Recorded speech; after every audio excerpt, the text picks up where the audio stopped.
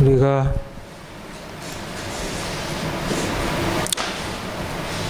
주님을 믿고서 얻게 되는 가장 귀한 은혜, 첫 번째 은혜가 무엇일까? 이렇게 생각을 해요. 거짓 자기를 버리고 참 자기를 얻는 것이다.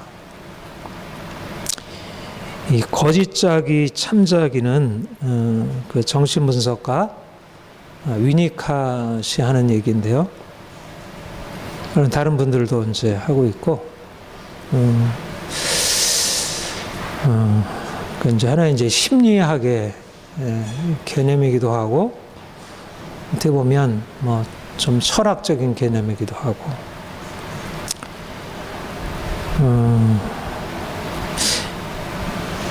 그러니까 사실 대부분의 사람들이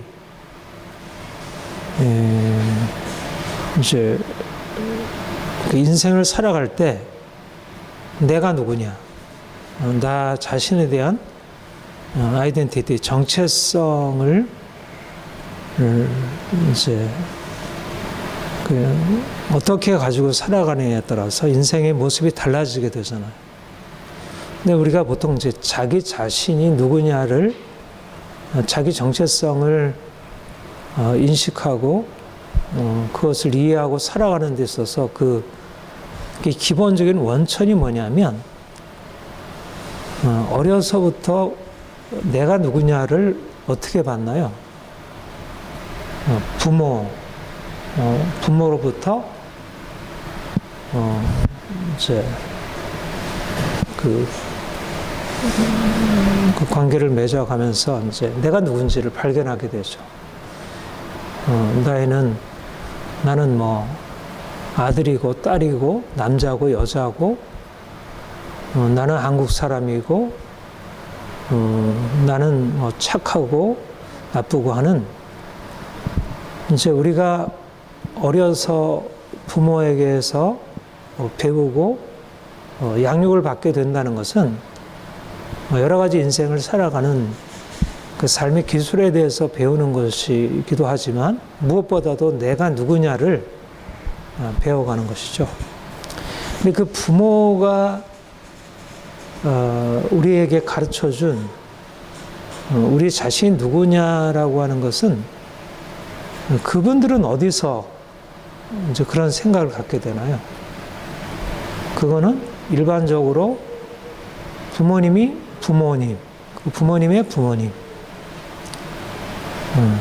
또 그 부모님이 살아왔던 그 환경, 사회, 문화, 그게 이제 부모님들이 자기 자신을 이해한 정체성이고 아이들에게 물려준 정체성이라 할 수 있죠.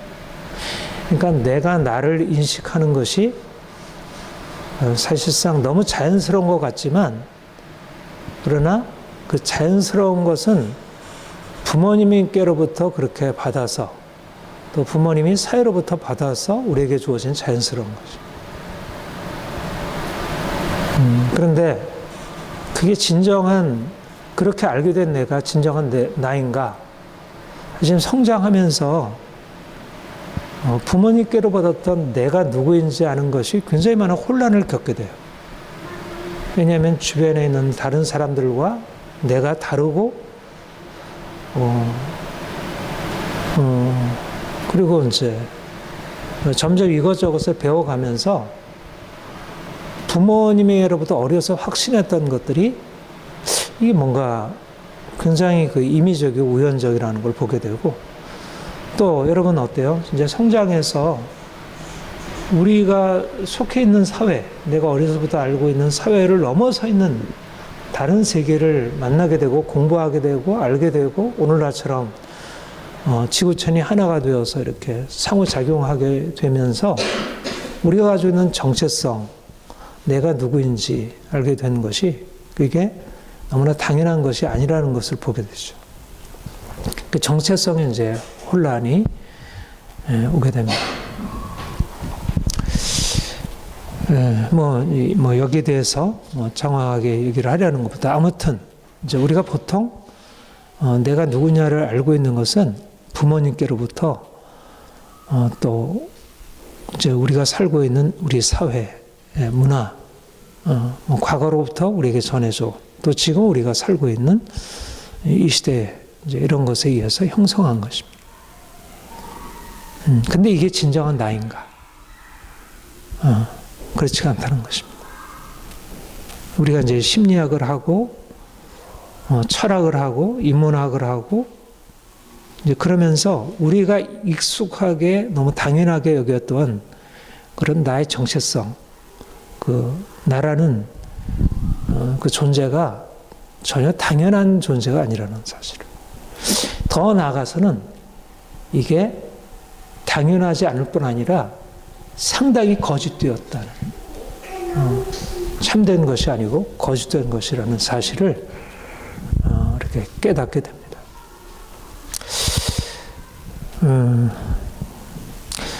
사실은 우리가 이제까지 살아왔던 삶이 그런대로 괜찮고 잘 되는 것이라고 그렇게 계속 살 수만 있으면 얼마나 좋을까요? 근데 사실상 그것도 문제인 게 우리가 이제까지 생각해왔던 것이 정상적인데 거기에 내가 진짜 만족을 느끼지 못한다면 내가 이상한 거잖아요.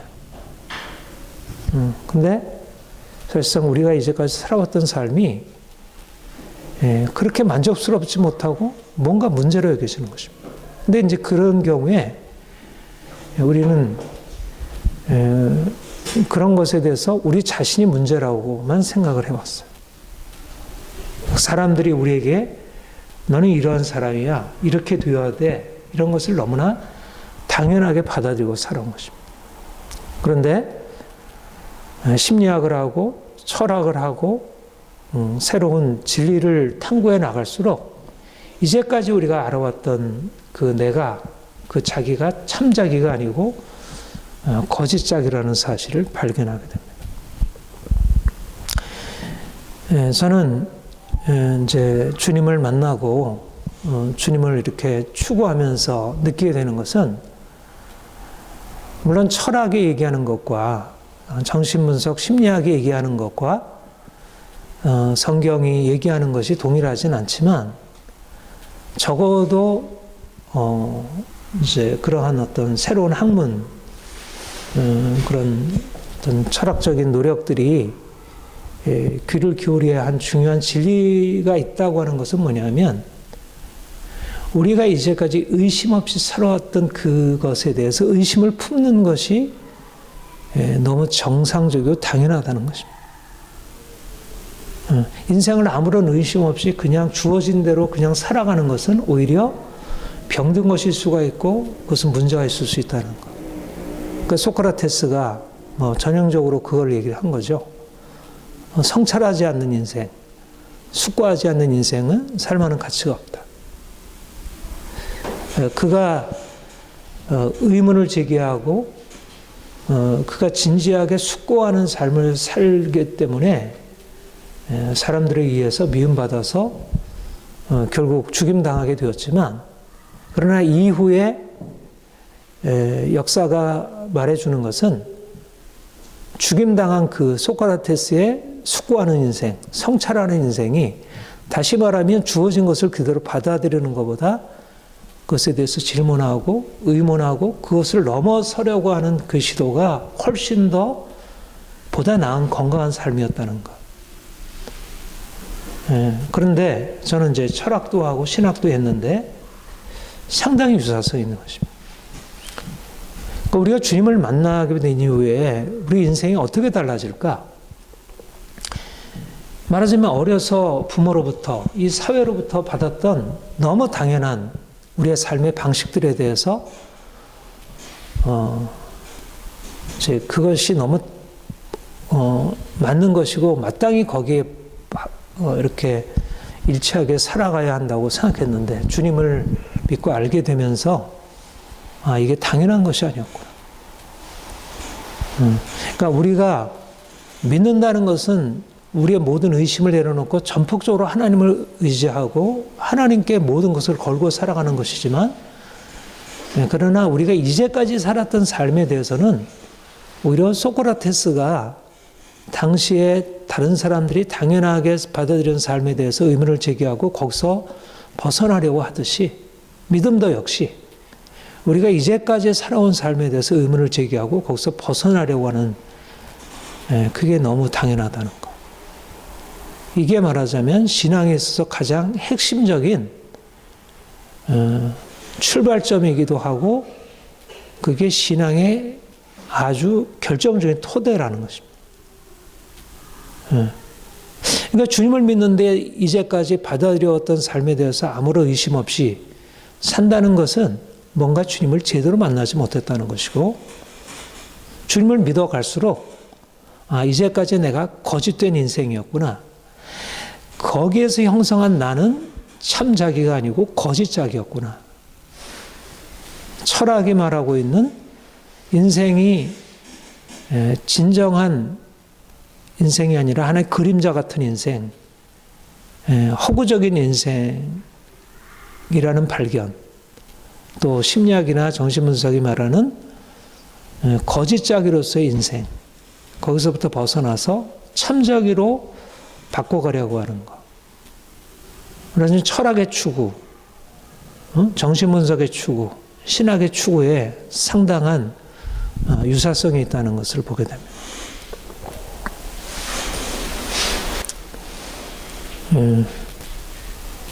예수님이 오셔서 그가 빛으로 오셨잖아요.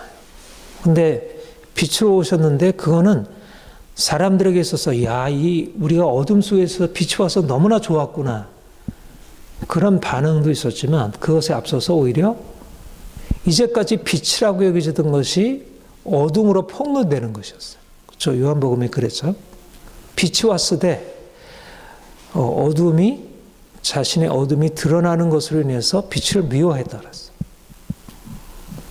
그러니까 빛이 들어와서 행하는 일은 어둠을 어둠으로 폭로하는 일. 참이 들어와서 하는 일은 거짓을 거짓으로 폭로하는 일. 그러니까 주님을 참된 진리를 만난다는 것은 내가 거짓에서 돌이켜 진리로 나아가는 길이기도 하지만 우선 내가 이제까지 진리로 알고 있던 것을 거짓으로 아는 것입니다. 그러니까 내가 이제까지 나로 알고 있었던 것이 거짓짝이었다는 사실을 알게 되고 거짓짝이를 버리고 참자기로 나아가는 것이 그게 믿음의 여정이라는 것입니다. 출애굽인 거예요.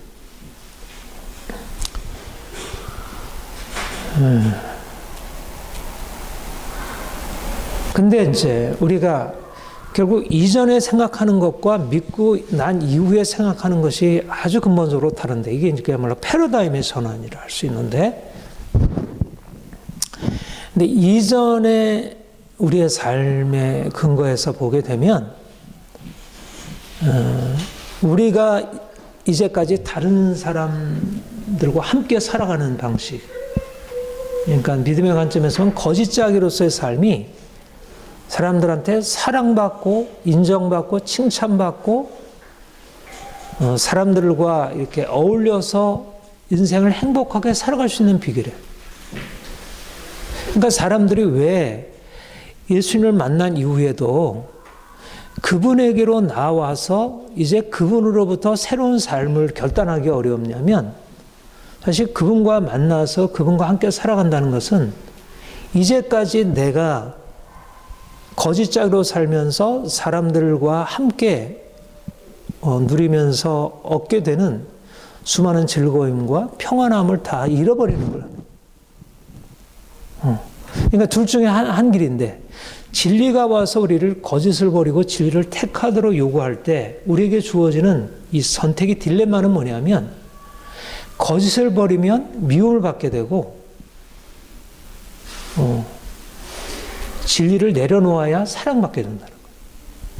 그러니까 우리가 사랑을 받으려면 사람들과 함께 살아가려고 하면 결국 거짓에 그냥 동화되어서 아무런 의문을 제기하지 않고 살아야지, 그것을 거짓이라고 폭로하고 거기서 나와서 참된 것으로 돌이키려고 하면 소크라테스처럼 예수님처럼 핍박을 받고 죽임당하게 됩니다.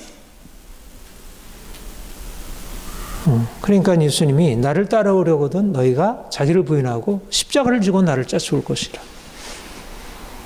왜냐하면 사람들은 진리를 선택하고 참 자기의 근거에서 살아가는 게 아니라 거짓 자기로 살아가는 것에 다 익숙해 있고 거기에 다 동의하고 그것을 아니라고 하면 미워하게 되니까. 괘씸이치로 미움받을 용기. 우리가 자유롭게 된다는 것은 미움받을 용기가 필요하다는 거죠. 거짓 자기로서 사람들과 함께 거기에 대해서 박수치고 그들이 원하는 대로 내 모습을 그들에게 맞추는 거. 이게 거짓 자기. 그러니까 나의 본래성을 잃어버리고 그들에게 맞춰진 인생. 락강이라는 정신분석가는 이거를 타자 욕망이라 그렇게 얘기를 했어요. 다른 사람들이 세우는 그 욕망과 그 추구에 나를 맞춰가는 거. 이거를 굉장히 성숙하고 이거를 굉장히 그 처신을 잘하는 것으로 우리가 세상에서 그러잖아요. 사회성이 좋다. 저 사람은 뭔가를 알아. 관계의 법칙을 아는 사람이야. 근데 진리라는 관점에서 보면 그거는 거짓 짜기로 인생을 살아가는. 그러니까 성공적인 인생이 사실상 진리를 잃어버리고 거짓을 따라 살아가는 것일 수 있다는 거죠. 근데 주님을 만나기 전까지는 그렇게 안 보여요. 왜냐하면 그들이 사실 진리를 어떻게 보면 여러 가지 학문도 예술도 종교 영역까지도 독점을 하고 있어요.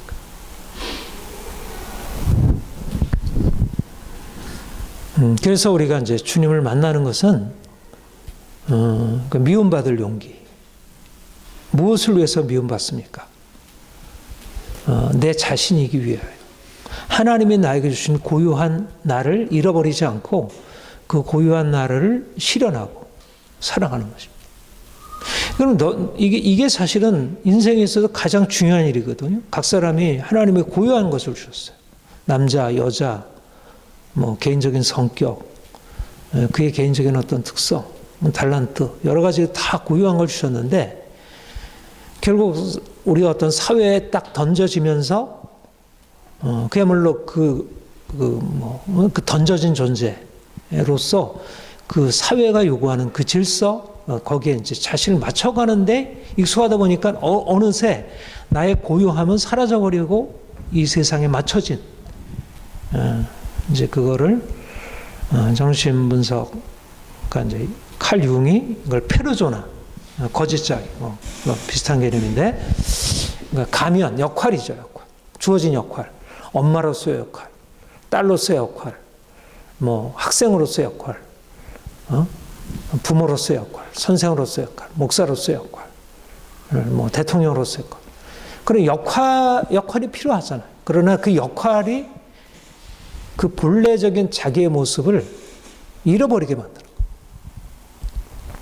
그러니까 딜레마죠. 그런데 이 사회가 좋은 사회이면 역할은 역할대로 하고 자기 자신이 잃어버리지 않도록 만들면 좋은 사회예요. 그러면 이 사회가 정말 좋은 사회. 그런데 이 사회가 그런 사회가 있었나요? 과거로부터 이제까지.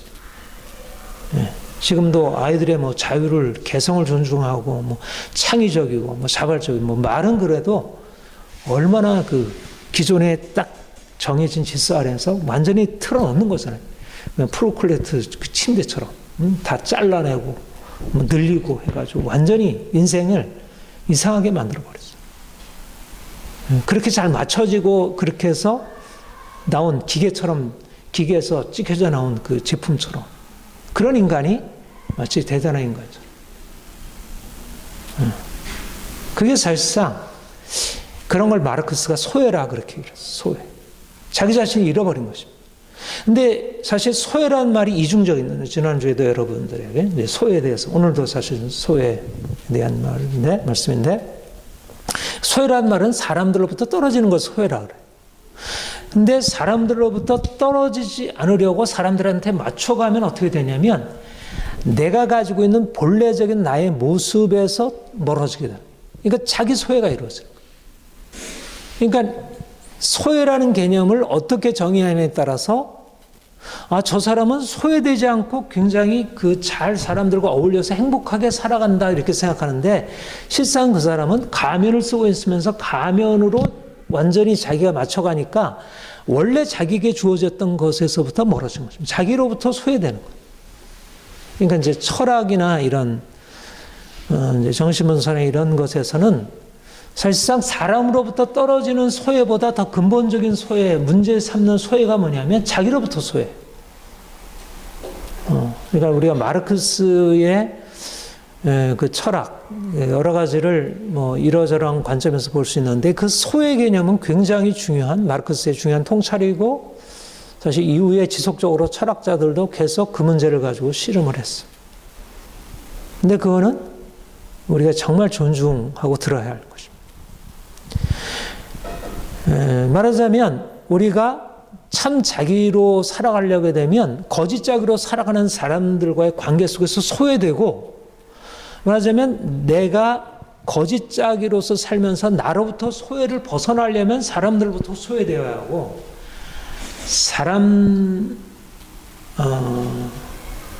사람들로부터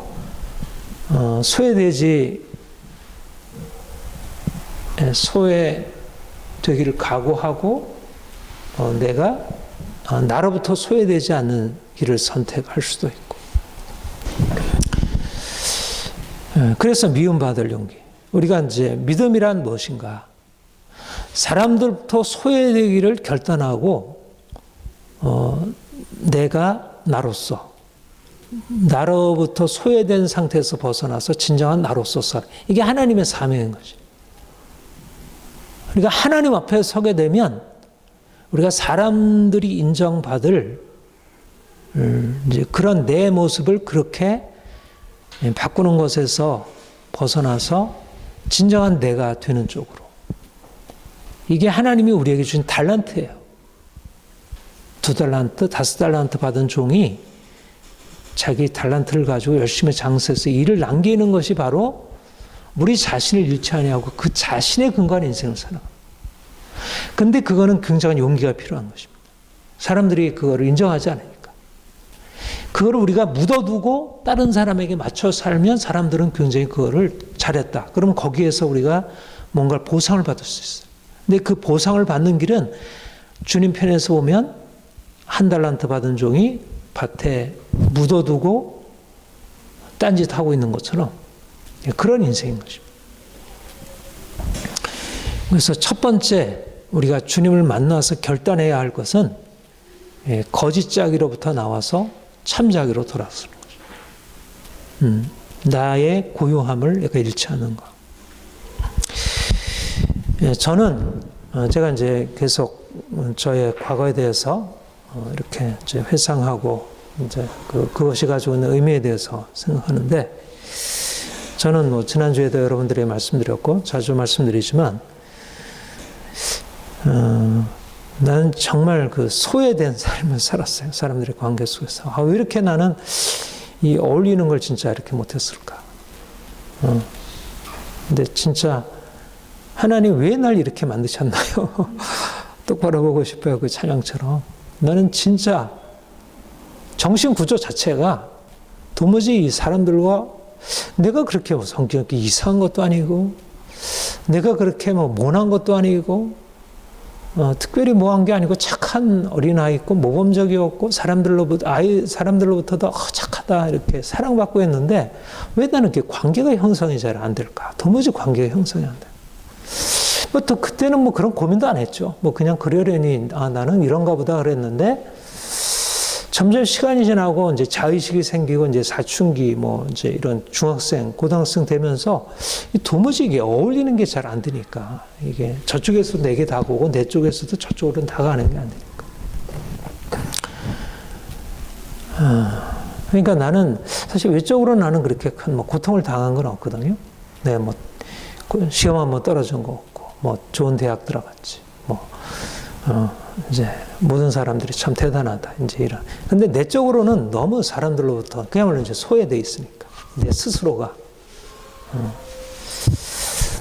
네, 그런데 이제 고등학교 때 이제 주님을 만나고 내게 어떻게 보면 내가 이제 그 고등학교 때 주님 만난 그 경험이 진짜 나는 새로운 출발이에요. 여러 가지 해석이 많이 돼요. 그 첫 번째 출발에 너무나 많은 이제 해석의 가능성이 있는데요. 근데 이제 이렇게 해석을 할 수가 있어요.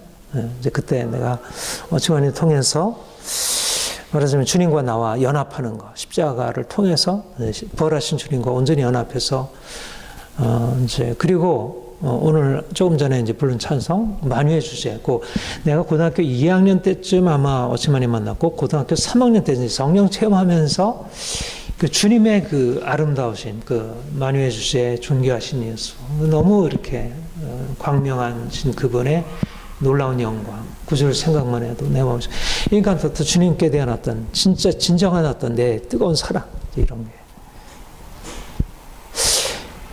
그러니까 소외됐던 내 인생 안에 주님이 찾아오신 거예요.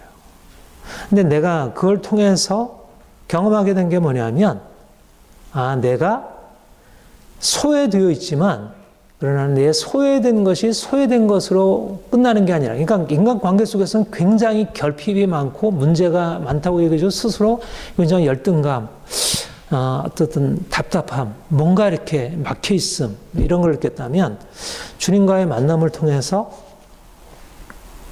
이거 별로 문제가 아니네. 그리고 주님이 이렇게 크신 분이, 만유의 주제 되시고 존귀하신 그분이 그야말로 모든 빛보다 더 아름다운 빛, 모든 이 자연의 아름보다 더 아름다운 그 주님이 나의 주님이고, 내가 그분과 연합해서 내가 내 안에 그러한 생명이 있다는 거, 이게 너무너무 놀라운 거예요.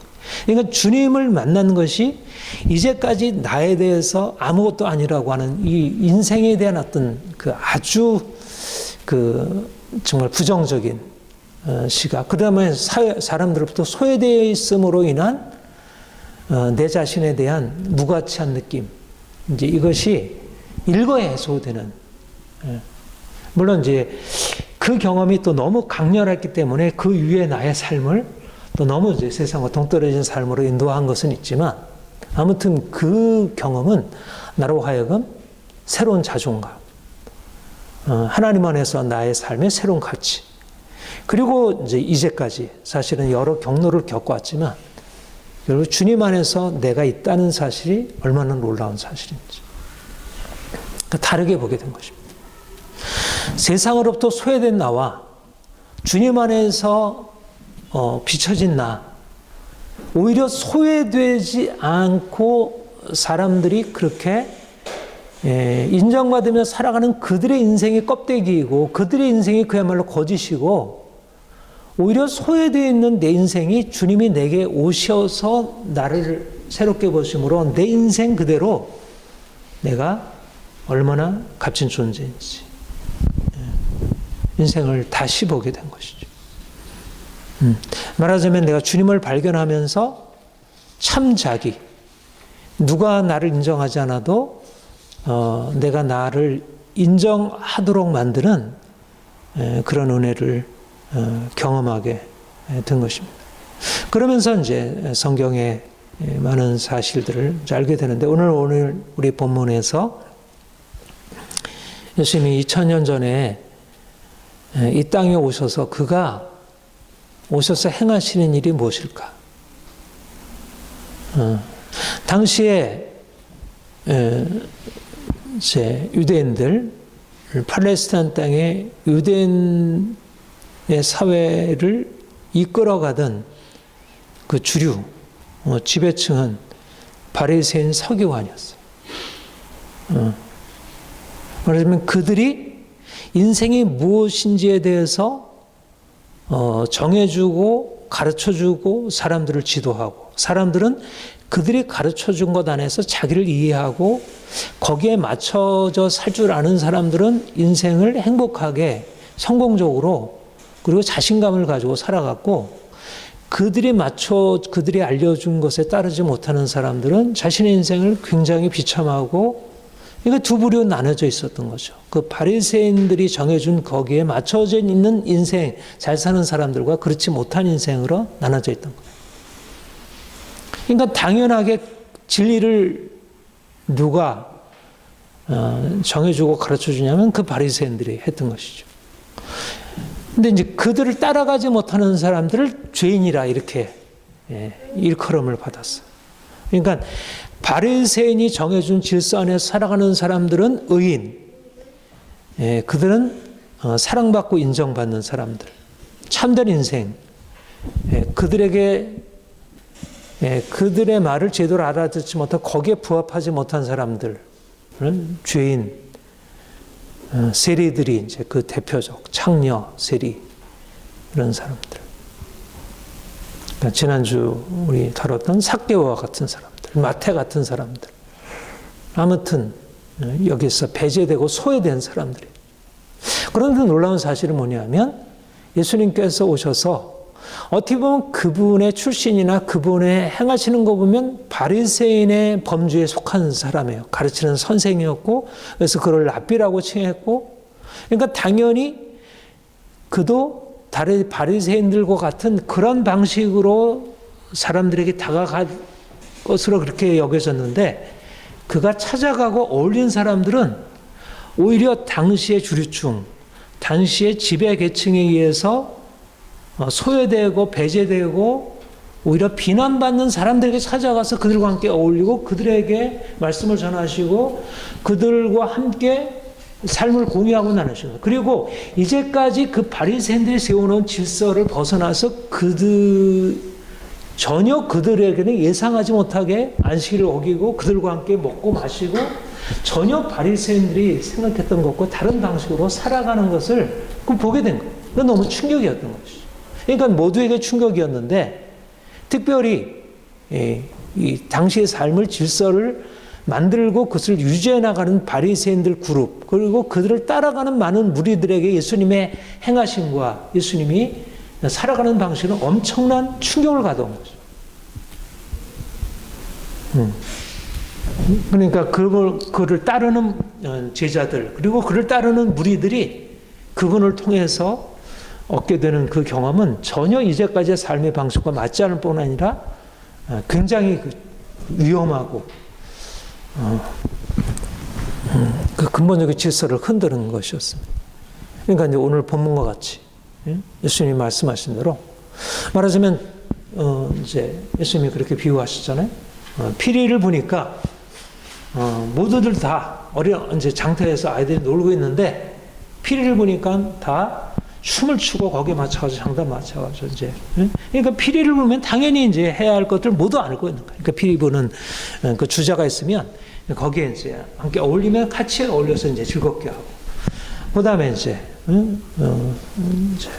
그 곡을 하면 다 가슴을 치고 또 곡을 이제 장례식 놀이라서 막 이제 곡을 하면 또 가슴을 치고 그러니까 뭔가 이제 이제 비극적인 거, 희극적인 거 왔다 갔다 하면서 이제 게임이 벌어지면 그 게임에 맞춰서 이제 잘 하고 따라가는 거. 이게 이제 당시에 바리새인들의 뭔가 이렇게 해 그러면 다들 함께 기뻐하고 또 이렇게 해 그러면 다 함께 슬퍼하고 이게 이제 당시의 길이었는데 그런데 피리를 보는데 함께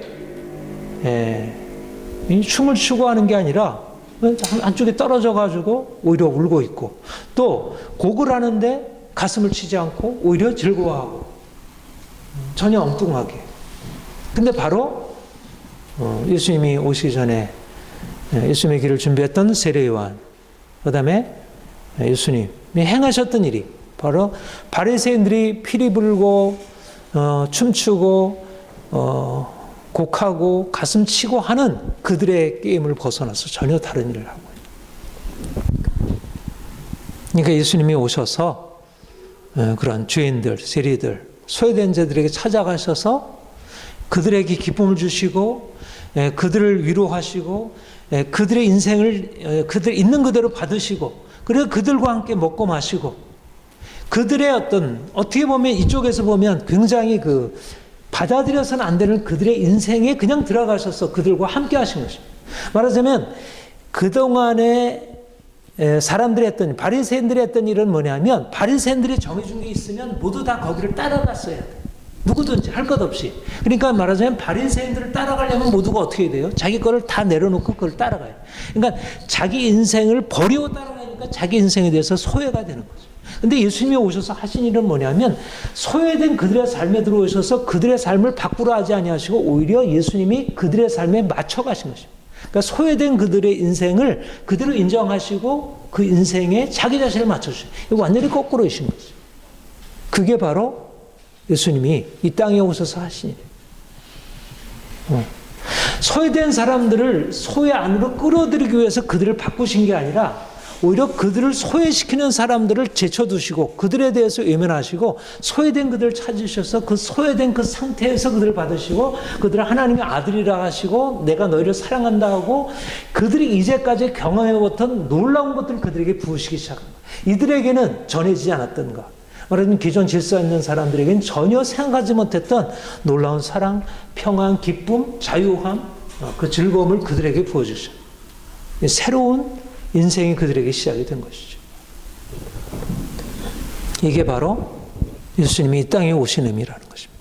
2000년 전에 우리가 몇 주 후면 며칠 후면 우리가 크리스마스를 맞게 되는데 예수님이 2000년 전에 이 땅에 오신 의미가 무엇일까? 왜 2000년 지난 지금까지 왜 예수님의 오신 그날을 우리가 기념하게 되는 것일까?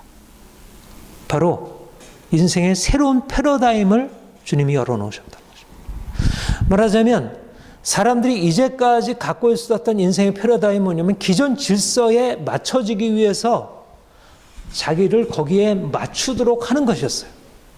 모든 철학, 모든 정치, 모든 법, 모든 문화, 예술 모든 것들은 기존 질서를 물론 조금 수정하고 바꾸고 좀 낮게 만드는 것이었지만 그러나 거기에 맞추어서 어려서부터 형성한 것을 그대로 바탕을 두고 거기에 맞추도록. 그런데 예수님이 오셔서 하신 일은 그동안의 사람들을 세운다고 하는 모든 것이 사실은 진정으로 사람들을 세우는 게 아니고 오히려 소외시키고 사람들을 병들게 하는 것이라.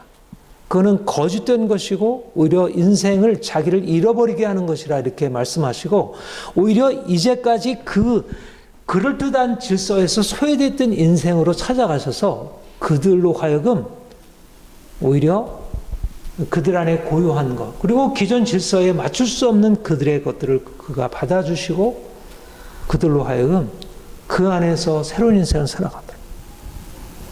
물론 그것만 가지고는 안 되죠. 하나님의 사랑이 그들의 인생을 바꾸셔야 하지. 그런데 바꾸신다고 할 때 이전의 방식으로 바꾸지 않으신 거죠. 거짓된 자기로 자기를 바꾸도록 그렇게 또 이상하게 많은 종교들이 그러한 것으로 종교 철학이 사실 그렇게 하잖아요. 응? 이제까지의 질서가 거짓된 것이니까 이렇게 바꾸라고 종교나 철학이 얘기를 해주지만 그 역시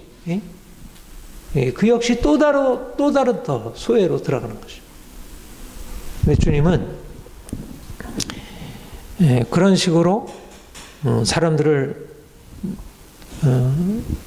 그들의 것을 잃어버리는 이제 그런 쪽으로 인도하는 것이 아니라 하나님의 사랑 안에서 있는 그대로 다 받아주시는.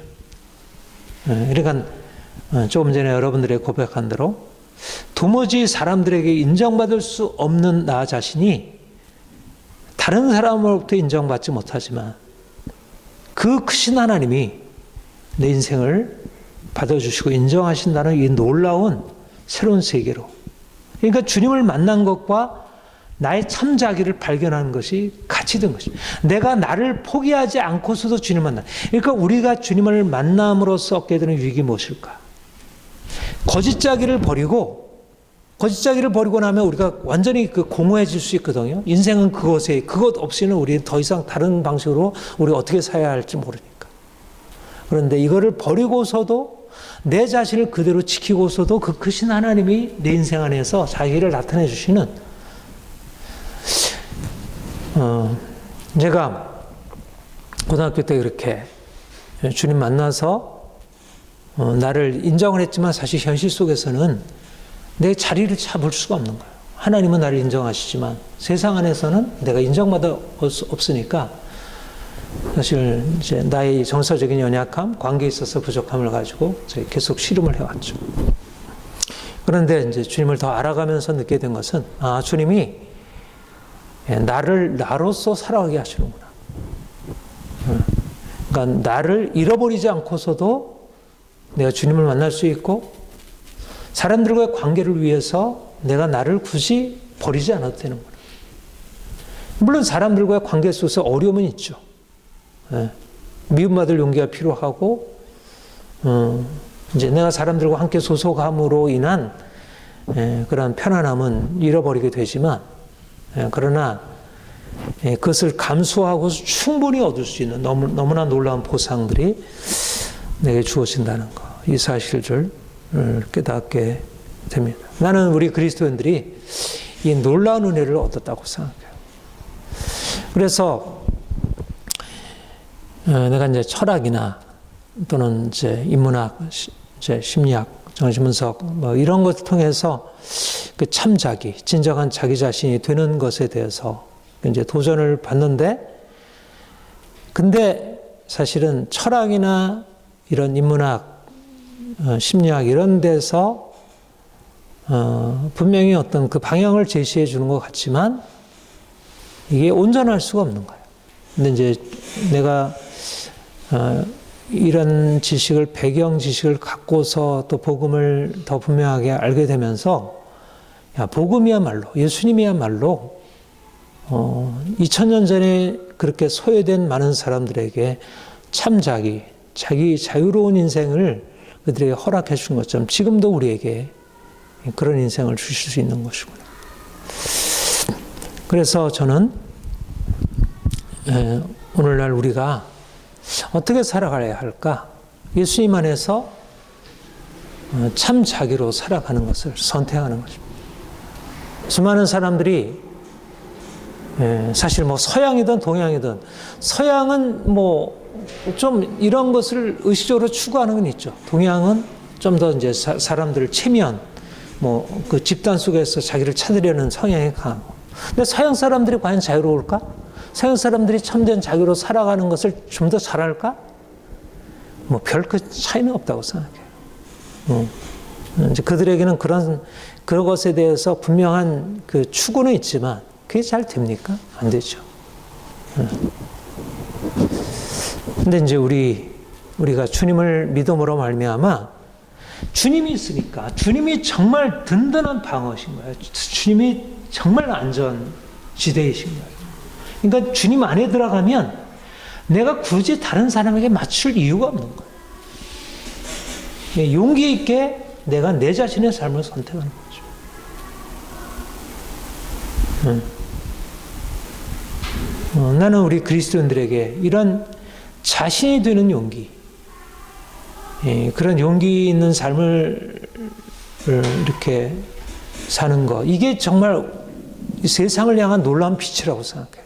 오늘도 여러분 강의 들어오면 대부분 무슨 강의가 많아요, 요즘에. 여러분 자신이 되십시오. 그 강의가 사실은 주종을 이루잖아요. 어느 하나도 뭐 예외 없이. 뭐 심리학자들, 정신과 의사들, 뭐 일반 대중 강연들, 모든 관계, 뭐 이런 거 하는 사람들 모두 다 자신이 되십시오. 그리고 아이들을 자신이 되게 키우십시오. 근데 그리스도인이야말로 이제 정말 주님이 이 땅에 오셔서 바로 그 자신이 되는 길을 말씀하셨고, 자신이 되도록 계속 옆에서 사랑으로 괜찮아, 너 자신의 길을 가, 소외를 두려워하지 말고 너 자신의 길을 가, 이렇게 말씀하시는 것입니다. 그리스도인들이 용기를 가지고 세상에 들어가서 이제 그 두려움으로 자꾸 세상을 쫓아가려고 하고 자꾸 가면 쓰고 그런 많은 사람들에게 용기 있게 자신의 길을 가도록 격려하고 도와주고, 이제 그들이 이러저러한 이제 상처를 받을 때 이제 그런 것에 힘이 되어주는 것입니다. 그리고 무엇보다도 예수님이 하신 일을 우리가 하는 것입니다. 공감하는 누군가 울타리가 있어야 자녀들이 자신의 길을 갈 수가 있고, 또 오늘날 많은 소외된 사람들, 그리고 소외되기를 두려워해서 다른 사람에게 자꾸 맞춰가려고 하는 사람들에게 결국 어떻게 이 자신이 되는 길을 소외로부터 벗어나서 자신의 길을 가게 할 수 있을까? 그것은 예수님처럼 다른 사람들을 두려워하여 자꾸 그쪽으로 신경을 쓰이고 그쪽으로 가려고 하는 사람들에게 자신의 길을 갈 수 있도록 격려해주고 받아주는 그 공감할 수 있는 환경, 이제 그런 환경을 제공해 줄 수 있는 엄마, 아빠, 선생님, 목사님, 그런 상담가들, 그들이 필요하다 이것입니다. 오늘날 주님이 오늘날 이 일을 하시려고 우리를 부르셨다 믿습니다. 우리가 주님 안에서 더 온전하게 소외를 무릅쓰고 자신의 길을 걸어가고 또 하나님이 우리에게 주시는 힘과 지혜를 가지고 주변에 소외된 인생 또 소외를 두려워하여 이제 사람들에게 이렇게 눌려 있는 많은 사람들에게 주의 사랑으로 놀라운 용기를 줄 수 있도록 그런 사명을 감당하기를 원합니다. 소외된 자들의 친구, 주님이 우리의 친구 되셨고 또 우리 또한 주님과 함께 소외된 자들의 친구가 되기를 소망합니다. 기도하겠습니다. 하나님 아버지,